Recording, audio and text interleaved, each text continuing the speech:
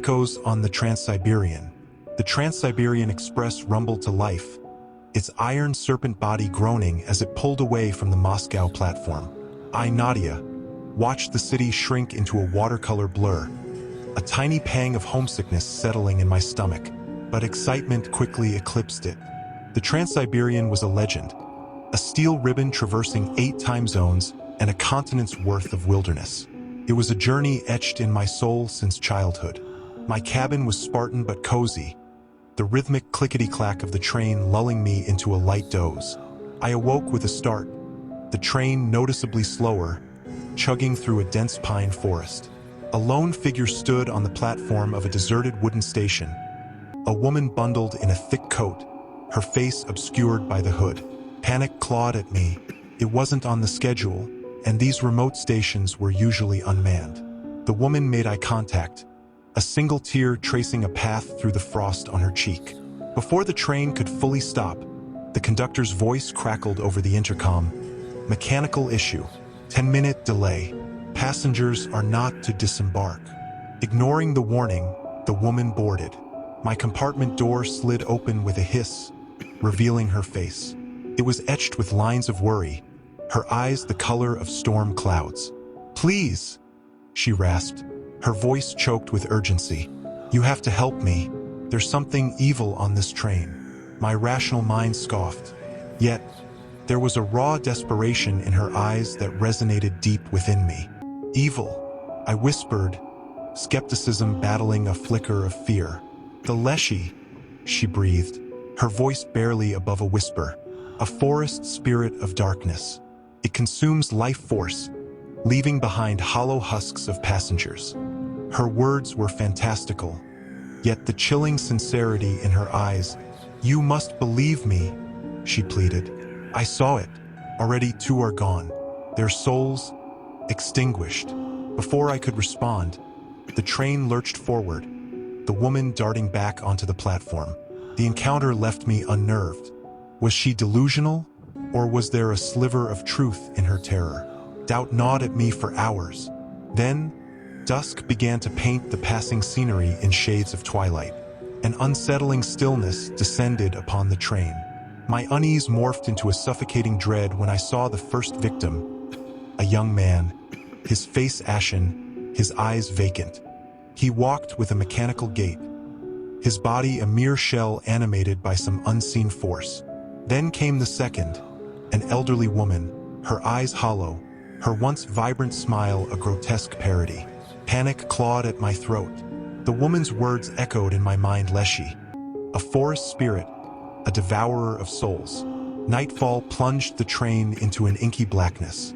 The only illumination came from flickering fluorescent lights in the corridor, casting grotesque shadows on the swaying walls. Every creak, every groan of the train amplified my fear. Then came a blood-curdling scream. I peeked outside, heart pounding like a trapped bird. A group of passengers were huddled around a middle-aged man who thrashed on the floor, his screams morphing into inhuman growls.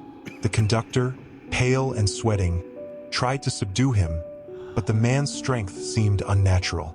Suddenly, the air crackled with an unseen energy. Shadows writhed, coalescing into a horrifying figure in the corridor. It was tall and skeletal, with gnarled branches for limbs and a face formed from swirling darkness. The Leshy. Pandemonium erupted as passengers fled in all directions. I sprinted down the corridor, adrenaline masking the growing despair. But the Leshy was a blur, its gnarled claws snatching at fleeing passengers. I saw a young couple, their screams abruptly cut short as they were engulfed by the shadows. The train became a labyrinth of terror. Hiding in a deserted storage compartment, I discovered the woman I met earlier. Tears streamed down her face. "We need to stop the train," she said, her voice hoarse. "There's a ritual, an ancient one, to appease the Leshy." She explained it was a desperate gamble, requiring 3 items: a crow feather, a handful of salt, and a personal belonging imbued with strong positive emotions. She had the feather. I had a worn photograph of my late grandmother, my most cherished possession. But the salt? Hope flickered. I remembered a small pouch in my bag, a a souvenir from the Moscow markets, filled with Himalayan pink salt. It felt like a sign, a desperate beacon in the engulfing darkness. Together, we crept through the train, the rhythmic clickety-clack now a chilling lullaby of terror. We found the conductor hiding in a locked office. Using a crowbar from the storage compartment, we pried open the door. The conductor, a burly man with a thick mustache, looked like a cornered animal. "We know about the Leshy," Nadia blurted, her voice trembling. "There's a ritual to stop it." Disbelief flickered in his eyes, then a glimmer of hope. He admitted he'd heard whispers of a dark entity haunting the Trans-Siberian. Whispers kept quiet to avoid panic. He revealed a secret compartment in the engine room, a small pouch containing a crow feather, a desperate failsafe he'd never dared to use. The engine room was a cacophony of heat and clanking machinery. With pounding hearts and sweaty palms, we performed the ritual. Nadia, surprisingly knowledgeable about the ancient ceremony, chanted verses in a language that sounded like the wind whistling through pines. We scattered the salt, the crystals sparkling like tiny stars in the dimly lit room. Finally, I held the photograph aloft, channeling the warmth and love I still felt for my grandmother. The train lurched and groaned, and a wave of icy dread washed over me. Had it failed? Then, a deafening shriek echoed through the metal behemoth. The fluorescent lights flickered and died, plunging us into darkness. Panic surged through me, but Nadia's voice, calm amidst the chaos, steadied me. "It's working," she whispered. "Hold onto your memories. Hold onto your light." Suddenly, a blinding white light erupted, banishing the darkness. The air crackled with unseen energy. When the light subsided, we stumbled out of the engine room. The train was still eerily silent. All gone were the shadows, the screams, the horrific entity. We cautiously ventured down the corridor. The passengers, though shaken, were alive. The victims, miraculously, seemed to regain their stolen souls, their eyes regaining their former spark. Relief washed over me, so intense it almost knocked me off my feet. As dawn painted the horizon with hues of orange and pink, the train rumbled back to life. We reached the next station, a bustling hub of activity. But before disembarking, I sought out Nadia. "Thank you," I said, my voice thick with emotion. "You saved us all." She offered a sad smile. "No, Nadia," she said. "We saved each other. But this isn't over. The Leshy might be dormant, but the darkness will always find a way." Before I could question her, she slipped away, disappearing into the throng of people. It was as if she had become another ghost, another memory of the harrowing journey. Years have passed. I still ride the Trans-Siberian, a bittersweet pang gripping my heart every time I board. The memory of Nadia and the Leshy remains a chilling yet strangely comforting reminder of the fragile line between light and darkness. And sometimes, when the train passes through dense forests, I swear I see a flicker of movement in the trees, a fleeting glimpse of something dark and malevolent watching from the shadows. Maybe it's just my imagination, fueled by the lingering horror. Or maybe the Leshy is simply waiting for the next opportunity to consume the life force of unsuspecting souls traversing the vast Siberian wilderness. A haunted journey. The faded neon sign of the Rusty Spur Motel flickered erratically against the inky blackness of the desert night. Its vacancy sign, a cruel joke in the desolate landscape, mocked our predicament. My brother, Ethan, slammed the car door shut, the hollow clang echoing in the stillness. We were stranded, miles from civilization, on a forgotten stretch of road locals whispered about in hushed tones. The Devil's Spine. The reason for our detour was simple, a shortcut. We were on a road trip from Denver to San Francisco, eager to escape the drudgery of our routine lives. Ethan, ever the adventurous one, had stumbled upon a dusty map promising a scenic route that shaved hours off the journey. Now, with a flat tire and a dying phone signal, the scenic route felt more like a cruel prank by fate. A shiver danced down my spine despite the desert heat. The silence was oppressive, broken only by the occasional chirp of a desert cricket. The air itself felt heavy, charged with an unseen tension. Ethan, usually brimming with bravado, looked pale and drawn. "Maybe there's a payphone at the motel," he said, his voice strained. We trudged across the cracked asphalt, the rusty spur looming like a skeletal monster against the star-dusted sky. The windows were dark, the paint peeling in grotesque patches. A sense of foreboding gnawed at me, but the thought of spending the night on the roadside was even more chilling. The motel door creaked open with a rusty groan. The lobby was shrouded in darkness, the air thick with the smell of dust and something else, a faint metallic tang like blood long dried. We fumbled for the light switch, a single bulb flickering to life, revealing a scene from a forgotten nightmare. Cobwebs draped the peeling wallpaper like macabre tapestries. A single, threadbare rocking chair swayed back and forth in an empty corner, as if propelled by an unseen hand. A dusty register sat on the counter, its pages yellowed with age. "Hello," Ethan called out, his voice echoing eerily in the vast emptiness. No answer, just the creak of the rocking chair, growing louder, faster. We exchanged a worried glance. Suddenly, a voice rasped from the shadows. "Looking for a room?" An old man emerged from behind the counter, his face a web of wrinkles etched beneath a greasy Stetson. His eyes, rheumy and bloodshot, held an unsettling glint. "We, need a phone," I stammered. "And maybe a tow truck." The man chuckled, a dry, humorless sound. "Phones don't work out here, city slicker. And tow trucks? Don't bother. This ain't exactly AAA territory." Panic clawed at my throat. Stranded, with a car on its last leg, in a creepy motel run by a potentially deranged old man. It wasn't the ideal road trip pit stop. But I began to protest. The old man cut me off with a wave of his bony hand. "You folks look tired. Room 13 is all I got left. Take it or leave it." Room 13. The number sent a tremor of unease through me, but with no other options, we reluctantly agreed. The room was a match for the lobby, dusty, sparsely furnished, and strangely cold despite the desert heat. A single, flickering bulb cast long, menacing shadows on the walls. On the nightstand, a worn copy of Edgar Allan Poe's Tales lay open, a bookmark holding its place at a story titled The Telltale Heart. Ethan, ever the pragmatist, dismissed it as coincidence. I wasn't so sure. Sleep, however, was a luxury we couldn't afford.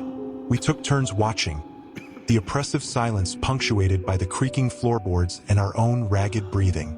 As the first rays of dawn painted the horizon, I drifted off to sleep. A dream, or perhaps something more, jolted me awake. I stood on the Devil's Spine, the road stretching endlessly into the desert. A chilling wind howled, carrying with it the faint sound of screams. Then, I saw it, a shadowy figure, its form shifting and swirling like smoke. It turned its head towards me, and in its dark, soulless eyes, I saw a flicker of recognition. I woke with a gasp, bathed in sweat. Ethan sat beside me, his face etched with concern. "You okay?" he asked. I recounted the dream, my voice trembling. "It felt so real," I whispered. Ethan, ever the skeptic, scoffed. "Just a dream, sis. Relax." But his forced bravado couldn't mask the worry in his eyes. We decided to explore the area, hoping to find a signal. Our exploration of the surrounding area yielded nothing but more unnerving discoveries. The desolate landscape stretched endlessly in all directions, dotted with the skeletal remains of twisted cacti and bleached animal bones. The air shimmered with heat, distorting the horizon into a rippling mirage. We found no cell service, no signs of life, just an unsettling emptiness that pressed in on us like a physical weight. As the sun climbed higher, the heat became oppressive. We stumbled back to the rusty spur, throats parched and spirits low. The old man, ever present, watched us with an unsettling amusement. "You look like you could use a drink," he rasped, holding up a bottle of amber liquid. "Something special I keep for weary travelers." We hesitated. Desperation gnawed at us, but caution urged restraint. The man's offer seemed more like a sinister invitation than a gesture of hospitality. "Where'd you get that?" Ethan finally asked, his voice hoarse. The old man's smile turned into a grotesque leer. "Found it out on the spine," he cackled, a sound like dry leaves rustling in the wind. "Lost souls leave all sorts of things behind." His words sent chills down my spine. Lost souls? On the devil's spine? The implication hung heavy in the air, thick with unspoken dread. "We don't need a drink," I said, my voice tight. The old man shrugged, his smile fading. "Suit yourselves. But remember, folks, water ain't as easy to come by out here as you might think." His words held a veiled threat. We retreated to our room, the silence now suffocating. The dream from earlier replayed in my mind, more vivid than ever. The figure, the screams, the feeling of being watched. Nightfall descended, cloaking the desert in an inky blackness. The wind picked up, moaning like a banshee around the motel's skeletal frame. The creaking floorboards grew louder, more insistent, accompanied by the unsettling sensation of unseen eyes watching us from the shadows. Suddenly, a blood-curdling scream pierced the night. My heart hammered against my ribs as I scrambled out of bed. Ethan was already on his feet, fear etched on his face. We crept out into the hallway, the scream dying down into a choked whimper. The source of the sound came from the room next door. We exchanged a worried glance. Against our better judgment, fueled by a morbid curiosity and a flicker of desperate hope that someone else might be stranded here, we approached the door. The rusty doorknob turned easily, revealing a scene that turned my blood to ice. The room was in disarray, furniture overturned, clothes strewn across the floor. On the bed lay a man, his face contorted in a mask of terror. His eyes were wide open, vacant, reflecting a bottomless pit of horror. Terror clawed at my throat. We stumbled back from the room, gasping for breath. The old man stood behind us, a chilling smile playing on his lips. "Looks like someone else got lost on the spine," he rasped. "Care to tell me, why are you still here?" His words, devoid of empathy, were a stark reminder of our precarious situation. We were trapped, at the mercy of this deranged hermit and whatever sinister forces haunted the devil's spine. Ethan, fueled by a desperate rage, lunged at the old man, but he was faster, effortlessly dodging the attack. He shoved Ethan back with surprising strength, sending him sprawling on the floor. "Don't be stupid, boy," he said, his voice low and menacing. "There's only one way out of here, and it ain't pretty." Before we could react, he grabbed a rusty key from behind the counter and unlocked a back door we hadn't noticed before. It led out into a narrow alleyway, shrouded in darkness. "Follow me," he rasped, his voice a chilling whisper. "But remember, curiosity killed the cat, and on the devil's spine it might just kill you too." Hesitation warred with desperation. Could this be our escape? Or was it a trap leading to a fate worse than being stranded? We exchanged a silent look, the terror in our eyes mirrored. There was no other choice. We had to follow him. Stepping into the alley, we were plunged into a darkness so thick it was almost tangible. The only sound was the rasping of the old man's breath as he led us deeper into the inky abyss. We walked for what felt like eternity, the oppressive silence broken only by the pounding of our hearts. Then we saw it, a faint glow flickering in the distance.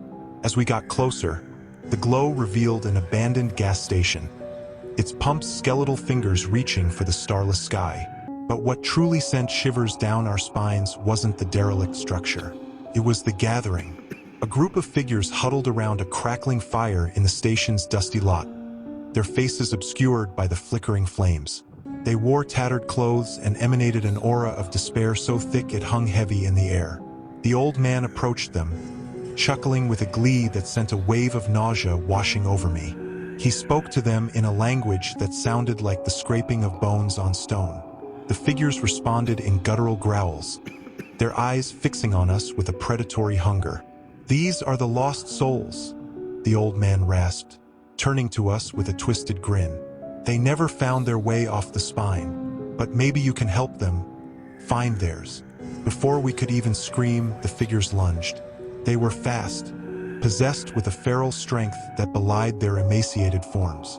We stumbled back, desperately fending them off with anything we could grab: a rusted wrench from the gas station's wreckage, a loose brick. Ethan cried out in pain, a figure sinking its teeth into his arm. I swung the wrench wildly, connecting with a skull with a sickening crunch. The figure howled in rage, but didn't back down. Fear spurred our movements, but it wasn't enough. One by one, we were overwhelmed. I felt a searing pain in my leg, a bite that sent a jolt of fiery agony through my body.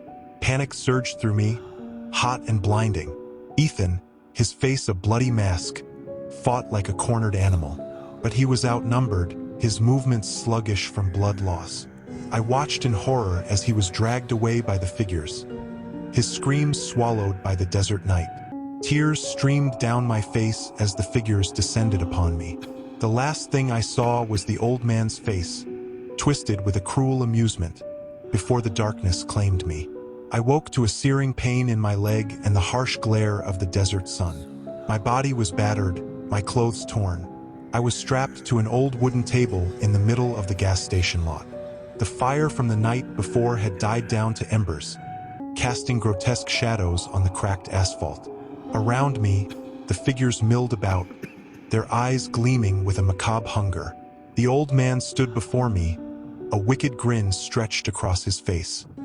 He held a rusty knife, its blade glinting ominously in the sunlight. "Looks like you'll be joining my collection after all," he rasped. "You might not be lost souls, but you'll serve as a grim reminder for the next unlucky travelers who wander onto the devil's spine." My scream died in the harsh desert air, swallowed by the vast emptiness that stretched out in all directions. There was no escape, no help coming. I was doomed to become another lost soul, another offering to the darkness that consumed this cursed stretch of road. The old man raised the knife, his laughter echoing across the desolate landscape. As the blade descended, a chilling certainty settled over me. The devil's spine wasn't just a road. It was a place where hope died, and nightmares became a terrifying reality. The unseen watcher, a descent into madness. The rust-colored Ford Bronco coughed its last as it lurched to a halt in the muddy clearing. Rain lashed against the windshield, blurring the imposing silhouette of the cabin nestled amongst the skeletal pines. Inside, for figures hunched over, their faces pale rectangles cast by the dying headlights. Sarah, the organizer of this ill-fated weekend trip, forced a smile. "Welcome to Camp Blackwood," she announced, her voice brittle. The others shuffled out, their winter coats heavy with rainwater. There was Mark, the ever-optimistic one, already trying to coax a spark from the damp firewood. Then there was Emily, her quiet demeanor masking a fear of the unknown. Finally, there was Tom, Sarah's boyfriend, his gaze lingering on the dense woods that pressed in around them, a primal unease settling on his features.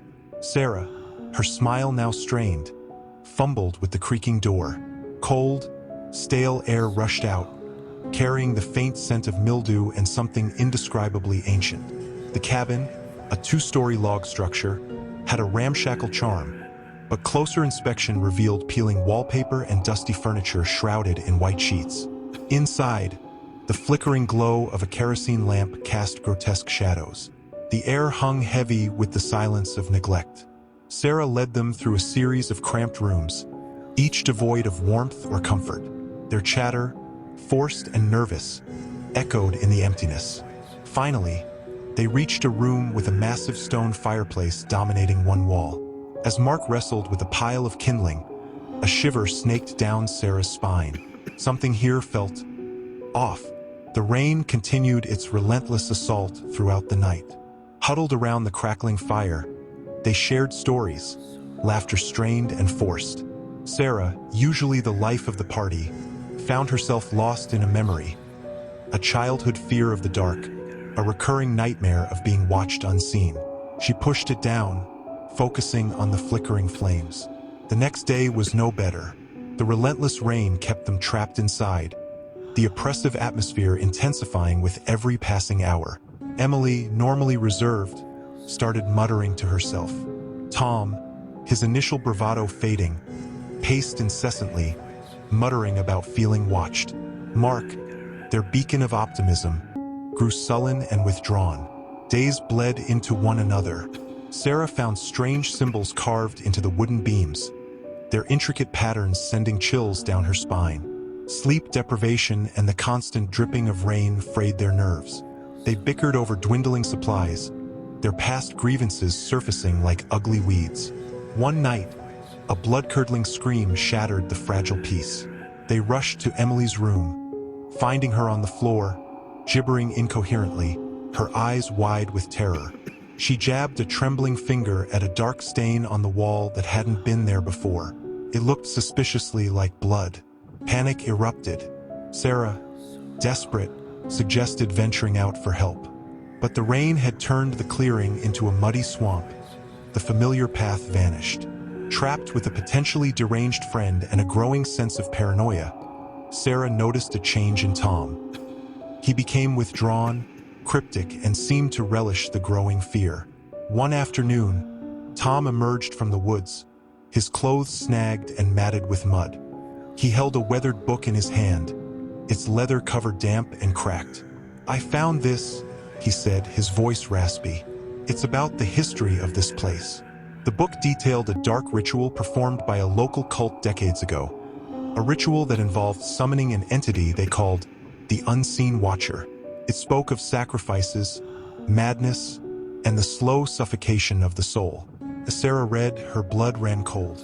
The symbols carved into the walls, the increasing fear, it all fit. Fear morphed into a suffocating dread. Emily's screams became more frequent, her accusations wilder. Mark retreated into a shell of silence, his eyes filled with a vacant terror. Tom, with an unsettling calmness, started chanting passages from the book by the fireplace. One by one, they started disappearing.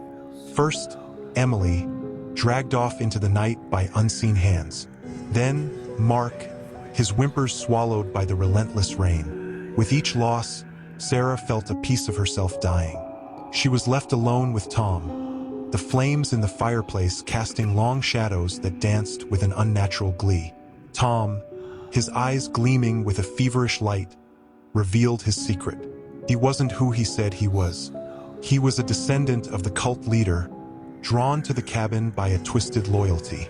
He wanted to complete the ritual to appease the Unseen Watcher. Sarah, fueled by a primal fear and a desperate need to survive, fought back. The ensuing struggle was brutal, fueled by desperation and madness. In the end, Sarah, bloodied and battered, lay sprawled across the floor. Tom stood above her, chanting in a guttural tongue, a manic gleam in his eyes. But before he could deliver the final blow, a sudden, bone-chilling shriek pierced the air, drowning out Tom's chant. It wasn't a human sound, something inhumanly long and warped, resonating deep within the very bones. Tom froze, his face contorting in fear.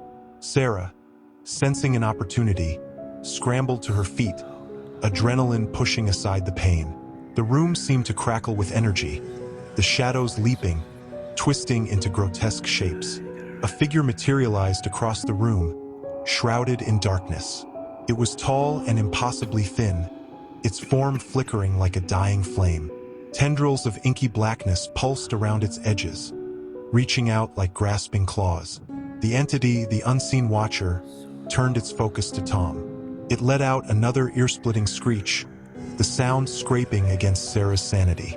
Tom, overcome with terror, dropped the book, his face contorted in a silent scream. The air crackled with unseen energy as the Watcher reached out. A tendril lashed out, wrapping around Tom's midsection. He writhed in its grip, his screams cut short as the tendril began to siphon something from him. A sickly green light emanated from where it touched his skin, a horrifying display of life force being drained. Sarah watched in horrified fascination as the color drained from Tom's face, replaced by a sickly gray.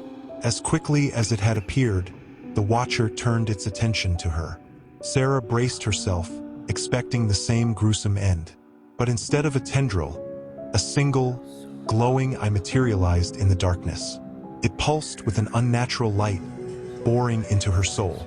Images, fragmented and terrifying, flooded her mind, a writhing mass of tentacles, a cacophony of screams, and an unending, cold darkness.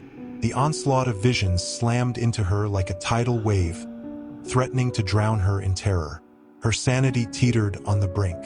Just as she felt herself slipping away, a voice she recognized from her childhood dreams, whispered in her mind, calm amidst the storm. Fight! Don't let it take you. Sarah clung to that voice, a lifeline in the abyss. With a desperate scream, she lunged for the fireplace. Grabbing a burning log, she brandished it at the entity. Fire, she vaguely remembered, was said to repel evil. The watcher recoiled with a hiss, the eye flickering momentarily. Emboldened, Sarah fed logs into the fire, building a roaring inferno that cast back the darkness. The entity shrieked again, a sound laced with frustration. It thrashed in the flickering light, the tendril loosening its grip on Tom's lifeless husk. It seemed vulnerable, weakened by the flames. Driven by a newfound resolve, Sarah grabbed the book Tom had dropped. Opening it to the passage he had been chanting, she started reading aloud, her voice trembling but firm. It was a passage for banishment, a sacred chant meant to drive away the entity. As she read, the room grew colder, the air thick with malevolent energy. The watcher lashed out, its tendrils whipping through the air, narrowly missing Sarah. But she pressed on, her voice rising above the hissing and shrieks. The fire roared, casting back the darkness bit by bit. The watcher's form started to waver, shrinking as it retreated towards the shadows from whence it came. Finally, with a last ear-splitting scream, it vanished, leaving behind a thick silence and a lingering sense of dread. Sarah collapsed, exhausted and shivering. The flames in the fireplace danced with a newfound warmth. Tom's lifeless body lay crumpled on the floor, a stark reminder of the horror they had faced. But amidst the devastation, there was a flicker of hope. Sarah had survived. Hours bled into days. The storm, as if mirroring the battle within the cabin, finally subsided. Sarah emerged, a shell of her former self, into the crisp morning air. The clearing was bathed in an ethereal sunlight that seemed oddly comforting. Days later, a search party stumbled upon the cabin. The sight that greeted them was grim. The bodies of Emily and Mark, and a disheveled Sarah, her eyes haunted by the horrors she had witnessed. When questioned about Tom, Sarah's story was filled with gaps, a narrative carefully constructed to mask her own disturbing secret. The truth about the unseen watcher, the cult, and Tom's true identity remained buried within the cabin, along with the weathered book. But the experience irrevocably altered Sarah. The darkness she had faced had left its mark, a chilling reminder of the fragility of sanity and the price of venturing too close to the abyss. Now, back in the familiar comforts of her own home, Sarah lived a life shrouded in a veil of normalcy.